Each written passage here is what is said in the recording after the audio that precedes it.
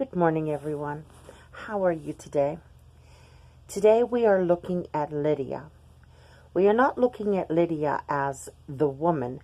We are looking at Lydia as the dyer, the purple dyer, who, if you worship God, and she heard us, whose heart the Lord opened, that she attended unto the things that were spoken of Paul. This is the book of Acts, chapter 16, verse 14. She's also over here, I think in the 40s, I think. Yeah, there she is again. And they went out of the prison and entered into the house of Lydia. And when they had seen the brethren, they comforted them and departed. Now, this is interesting to me because I'm going over here. This is called the Research Gate. This is talking about a story where Jesus was a dyer. Okay, where there was a story of in his infancy, he took a bunch of clothing and he in turn threw it in a large vat and made everything white. And that upset the lady. So she came back and she was a dyer as well. And she grew angry, and so he came in mischievously, as any little boy would, and he threw everything into a vat of every color. And that's important to recognize. He threw everything into a vat of every color, and everything came out purple. Now, Lydia was a dyer of purple. Jesus was a dyer of purple. That really upset the merchant lady of Salem, which is really Jerusalem in the Ancient of Days. And what is really important here to recognize is that the purple was significant in that that is the righteousness and the royalty recognized within the true color that came out of all of the dye. So now what we're talking about is Jesus then went back and said, okay, I see I've upset you, Miss Merchant, and what I would like to do is I would like to, in turn, repair my damage by, instead of making everything white or everything purple, I am instead going to make everything according to the color of the customer. According to the customer. So he would go in after his chores and his duties to the family, and he would become the dyer. D-Y-E-R. So where Lydia was a dyer of purple, Jesus was a dyer of purple. First righteousness, and then of purple, and then according to the customer. Now, like I always say, when you are studying the dyer, you have to go to the original motif of the dyer. When was the dyer first mentioned? According to the book of the Gospel of Philip in the Nag Hammadi, which was actually written by Philip and his scribe. They worked it together. What they decided was that God was the dyer. Here is how God is the dyer in the Gospel of Philip. That is, he implants the true color of what is within him into whatever is being dyed, the fabric. So the fabric of humanity has a true color, and that true color with God as dyer is immortality. So immortality is true, and to set the immortality, he dips all things in water. First he dissolves the true into the fabric of man, and then he dips it in water.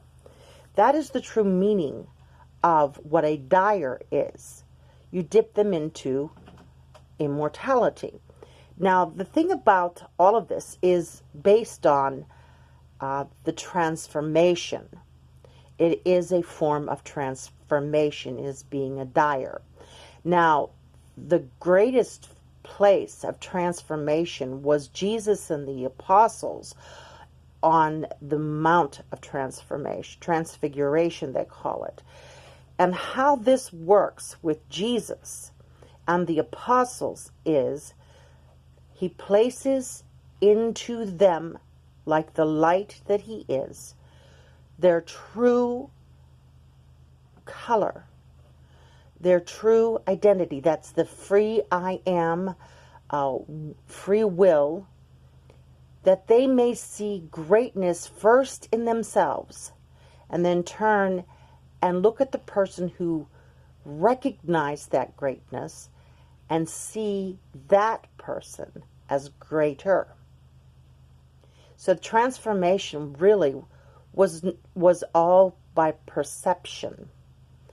Jesus took his apostles to the mountain and he told them all of the wonderful things about who they were and planted them in them, dissolved them in them, dissolved these concepts into these peoples.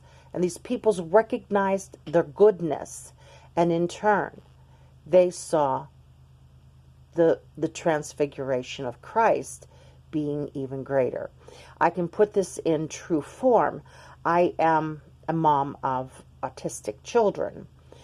And if I walk up to my autistic children and I say, you know, you really were bad. You really were terrible at this. I don't think you understand what you're doing.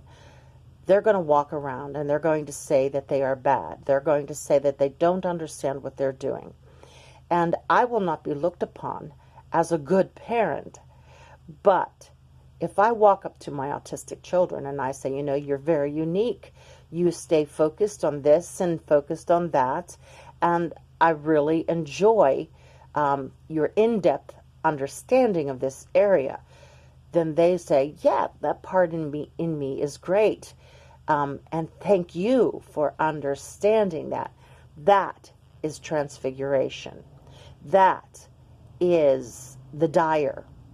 It is finding the true immortal forever living on within that person's soul. One of my most favorite stories I've ever heard was from a man who had a near-death experience, and he knew of Jesus at the times when he saw this in his near-death experience. And he always said, when people would approach Jesus, Jesus didn't just sit there and say, all right, bring it on. You got ointment for my feet. Bring it on.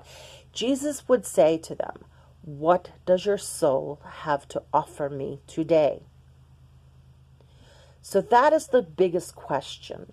In transfiguration, in transformation, with God as dyer, with Lydia as dyer, with Jesus as the dyer, altering from righteousness into great royalty, which is what Lydia was. The purple was great royalty. She was, most dying happened on Slave Hill.